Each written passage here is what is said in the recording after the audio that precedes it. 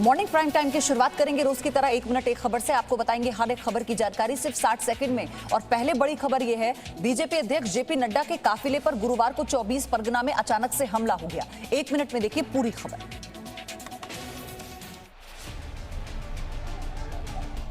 BJP अध्यक्ष JP Nadda के काफिले पर गुरुवार को अचानक उस समय हमला हो गया जब वो पश्चिम बंगाल के 24 परगना के डायमंड हार्बर में एक जनसभा को संबोधित करने जा रहे थे। बीजेपी अध्यक्ष के इस काफिले में शामिल पार्टी के महासचिव कैलाश विजयवर्गीय और मुकुल रॉय की गाड़ियों पर भी पत्थर बरसाए गए। हमले के बावजूद जेपी नड्डा डायमंड हार्बर में होने वाली जनसभा में पहुंचे और टीएमसी पर जमकर प्रहार किया। टीएमसी के कार्यकर्ताओं ने और उनके गुंडों ने कोई कसर नहीं छोड़ी थी प्रजातंत्र के गले को दबाने के लिए। ये ज्यादा दिन नहीं चलने वाला है। ममता जी आपकी सरकार जाने वाली है और कमल खिलने वाला है। आपको बता दें कि पश्चिम बंगाल के दौरे से पहले ही बीजेपी अध्यक्ष की सुरक्षा को लेकर विवाद शुरू हो गया था। फिलहाल गृह मंत्रालय ने इस हमले को लेकर पश्चिम बंगाल सरकार से रिपोर्ट मांगी है। जेपी नड्डा ने अपने काफिले पर हुए हमले के बाद एक प्रेस वार्ता की और ममता सरकार पर जमकर हमला बोला। अपने काफिले पर हुए हमले के बाद जेपी नड्डा ने कोलकाता में एक प्रेस कॉन्फ्रेंस की। दरअसल यह प्रेस कॉन्फ्रेंस 24 परगना में होनी थी, मगर काफिले पर हुए हमले के बाद ये प्रेस कॉन्फ्रेंस कोलकाता शिफ्ट कर दी गई। प्रेस कॉन्फ्रेंस में बीजेपी अध्यक्ष ने टीएमसी कार्यकर्ताओं पर हमले का आरोप लगाते हुए कहा कि बंगाल में अराजकता है। साफ दिखता है कि यहाँ लॉलेसनेस है, अराजकता है, असहिष्णुता है, इनटॉलरेंस है और पॉलिटिकल डिबेट के लिए कोई भी स्थान नहीं है। बीजेपी अध्यक्ष ने इस मौके पर गुरुदेव रविंद्रनाथ टैगोर और गीतांजलि की कुछ पंक्तियां भी साझा की। गीतांजलि के लिए नोबेल प्राइज आज के ही दिन मिला था और नोबेल प्राइज में जो गीतांजलि लिखी थी उन्होंने अंग्रेजी में लिखा था, which said, where the mind is without fear and the head is held high, today the head is down and people of Bengal are full of fear. ये स्थिति आज आकर के खड़ी हुई। बीजेपी अध्यक्ष जेपी नड्डा पर हुए हमले के बाद पार्टी के शीर्ष नेता ममता सरकार पर हमलावर हो गए हैं। 1 मिनट में पूरी अपडेट। बीजेपी अध्यक्ष पर हुए हमले के बाद पार्टी का शीर्ष नेतृत्व पश्चिम बंगाल सरकार पर हमलावर हो गया। रक्षा मंत्री राजनाथ सिंह से लेकर यूपी के सीएम योगी आदित्यनाथ तक सभी ने इस हमले की कड़ी निंदा की। गृह मंत्री अमित शाह ने ट्वीट कर कहा कि नड्डा जी के ऊपर हुआ हमला बहुत ही निंदनीय है, उसकी जितनी भी निंदा की जाए वो कम है। केंद्र सरकार इस हमले को पूरी गंभीरता से ले रही है। बंगाल सरकार को इस प्रायोजित हिंसा के लिए प्रदेश की शांतिप्रिय जनता को जवाब देना होगा। तृणमूल शासन में बंगाल अत्याचार, अराजकता और अंधकार के युग में जा चुका है। इस हमले पर सीएम योगी आदित्यनाथ ने इसे ममता सरकार की हताशा और निराशा कहा। जब भारतीय जनता पार्टी के राष्ट्रीय अध्यक्ष वेस्ट बंगाल में सुरक्षित नहीं है, सहज अनुमान लगाया जा सकता है कि वेस्ट बंगाल के अंदर सामान्य नागरिकों की क्या स्थिति होगी।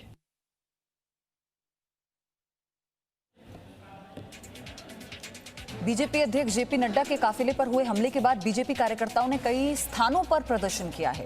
ये भी देखिए 1 मिनट। बीजेपी अध्यक्ष के काफिले पर हुए हमले के बाद बीजेपी कार्यकर्ताओं ने देश के अलग अलग हिस्सों में प्रदर्शन किया। इस हमले के विरोध में बीजेपी कार्यकर्ताओं ने हावड़ा के डीएम के सामने उग्र प्रदर्शन किया। कार्यकर्ताओं ने मुख्यमंत्री ममता बनर्जी का पुतला फूंका और ममता सरकार के खिलाफ नारेबाजी भी की। इसके बाद डीएम बंगलों के सामने रखे बैरिकेड तोड़ डाले।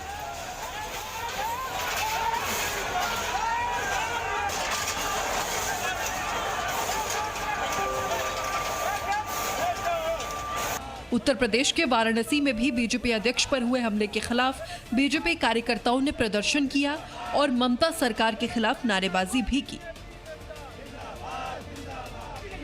दिल्ली में कुछ लोगों ने अभिषेक बनर्जी के दिल्ली निवास की दीवार और नेम प्लेट पर कालिख पोत दी। साथ ही इन लोगों ने बीजेपी अध्यक्ष के हमले के खिलाफ नारेबाजी भी की। ममता बनर्जी मुर्दाबाद, अभिषेक बनर्जी मुर्दाबाद। वहीं किसान आंदोलन के 15वें दिन गुरुवार को भी किसान अपनी मांग को लेकर सरकार के सामने अड़े रहे। बुधवार को सरकार के प्रस्ताव को ठुकराने के बाद गुरुवार को एक बार फिर किसानों ने कृषि कानून वापस लेने की मांग की। किसान जो अमेंडमेंट ले जाना चाहते हैं, जो उनके सुझाव हैं, उस पर किसान संगठन कोई तैयार नहीं है और पूरी जो कोऑर्डिनेशन कमेटी है उसने ये तय किया है कि जब तक 3 बिल वापसी नहीं होंगे, एमएसपी पे कानून नहीं बनेगा। गुरुवार को ही केंद्रीय कृषि मंत्री नरेंद्र सिंह तोमर ने आज प्रेस कॉन्फ्रेंस कर विस्तार से कृषि कानून से जुड़े भ्रमजाल को तोड़ने की कोशिश की। आप सबके ध्यान में है, माननीय प्रधानमंत्री जी ने भी इस बात को बोला, मैंने भी दोनों हाउस में इस बात को बोला और सबको आश्वस्त किया कि एमएसपी चलती रहेगी, इस पर कोई खतरा नहीं है। छठे दौर की वार्ता के विफल होने के बाद किसानों ने आने वाले दिनों में बड़ा आंदोलन करने की चेतावनी दी है। गुरुवार को प्रधानमंत्री मोदी ने नए संसद भवन का शिलान्यास किया। प्रधानमंत्री नरेंद्र मोदी ने गुरुवार को नए संसद भवन का शिलान्यास किया।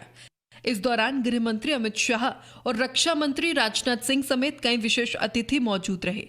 इस दौरान पीएम मोदी ने कहा कि नया भवन आत्मनिर्भर भारत का गवाह बनेगा। पुराने संसद भवन ने स्वतंत्रता के बाद के भारत को दिशा दी, तो नया भवन आत्मनिर्भर भारत के निर्माण का गवाह बनेगा। नए संसद भवन में भविष्य की जरूरतों को देखते हुए आधुनिक सुविधाएं दी गई हैं। नए भवन में 1224 सांसद एक साथ बैठ सकेंगे, जबकि इसे बनाने में 971 करोड़ रुपए की लागत आएगी। नई इमारत 4 मंजिला होगी। इसे 2 वर्षों के तय समय में तैयार किया जाएगा। नया भवन पूरी तरह से भूकंप रोधी होगा। भवन में दिव्यांगों के लिए विशेष इंतजाम रहेंगे और सांसदों के लिए लाउंज, लाइब्रेरी जैसी सुविधाएं भी रहेंगी। सरकार के आयुर्वेद चिकित्सकों को सामान्य सर्जरी करने की अनुमति से नाराज इंडियन मेडिकल एसोसिएशन आज एक दिन की हड़ताल पर है। आयुर्वेदिक डॉक्टरों को सर्जरी करने की अनुमति दिए जाने के बाद इंडियन मेडिकल एसोसिएशन ने आज देश भर में एक दिन की हड़ताल का आह्वान किया है। इस दौरान कई मेडिकल सुविधाएं बाधित रहेंगी। इस देशव्यापी हड़ताल में सभी चिकित्सा सेवाएं सुबह 6 से शाम 6 बजे तक बंद रहेंगी। चिकित्सालय, औषधालय, ओपीडी और गैर आपातकालीन सेवाएं पूरी तरह से बंद रहेंगी। सभी आपातकालीन सेवाएं जैसे आईसीयू, दुर्घटना और आघात सेवाएं, मातृत्व घर, नवजात आईसीयू जारी रहेंगे। कोविड के अस्पतालों में भी काम जारी रहेगा। आकस्मिक की सुविधा के अलावा सारी चीज़ें बंद रहेंगी। आईएसपी में कोविड भी आता है, जो हम कोविड के पेशेंट देखते हैं वो उनको देखेंगे। जो पेशेंट एडमिट हो जाएगा, वो सीरियस होगा, कोविड का एडमिट रहेगा। और बाकी आकस्मिक चिकित्सा सब चलती रहेगी, जैसे हेड इंजरी है, हार्ट अटैक है। इससे पहले आईएमए ने मंगलवार को भी सरकार के इस फैसले के खिलाफ प्रदर्शन किया था और सरकार से मांग की थी कि वो इस अधिसूचना को तुरंत वापस ले।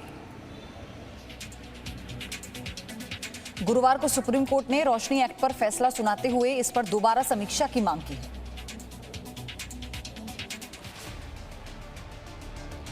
रोशनी एक्ट पर बड़ा फैसला सुनाते हुए सुप्रीम कोर्ट ने गुरुवार को जम्मू और कश्मीर उच्च न्यायालय से कहा कि वह 21 दिसंबर को रोशनी एक्ट पर सुनाए गए फैसले की समीक्षा करें।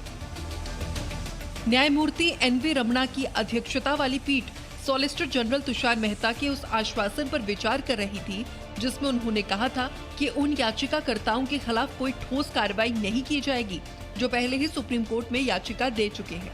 सुप्रीम कोर्ट ने इस मामले पर कहा है कि फैसले को चुनौती देने से पहले दायर की गई अपीलों पर वो जनवरी में सुनवाई करेगी। न्यायाधीशों को पीठ ने कहा कि सुप्रीम कोर्ट में लंबित याचिकाओं पर होने वाले फैसले उच्च न्यायालय के आड़े नहीं आएंगे। आपको बता दें कि जम्मू कश्मीर में कथित रोशनी स्कीम घोटाला मामले की जांच सीबीआई को सौंप दी गई है और इस मामले में पूर्व मुख्यमंत्री समेत कई बड़े नेताओं के नाम सामने आ रहे हैं।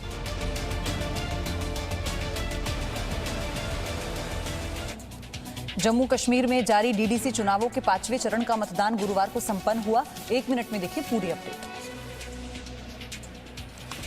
जम्मू कश्मीर में गुरुवार को डीडीसी चुनावों के 5वें चरण के लिए मतदान हुआ।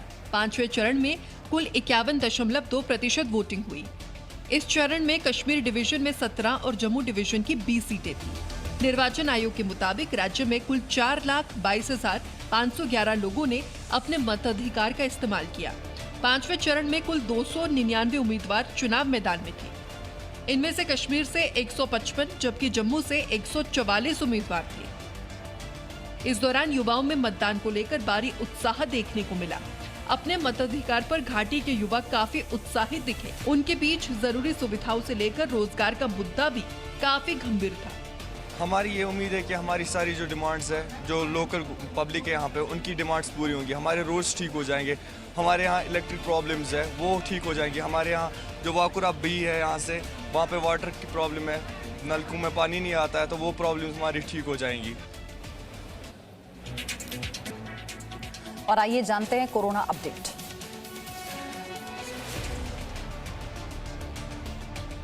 देश में कोरोना संक्रमण के मामले 97 लाख के पार पहुंच गए हैं, लेकिन आंकड़ों को देखें तो पिछले 11 दिनों से हर दिन 40,000 से कम कोरोना केस आ रहे हैं और कोरोना से ठीक होने वालों की संख्या में भारत सबसे आगे है।